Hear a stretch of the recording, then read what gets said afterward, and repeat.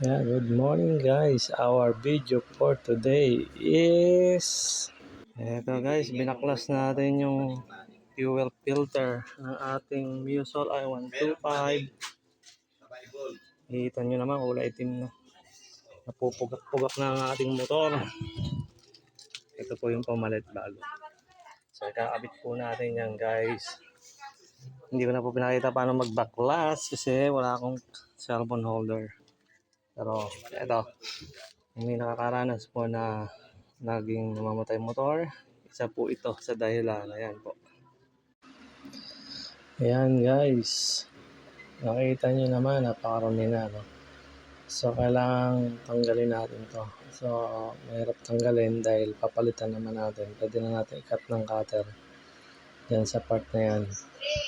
Minsan kasi mahirap hilahin yung lock. So, yan. Kaka-cutter natin.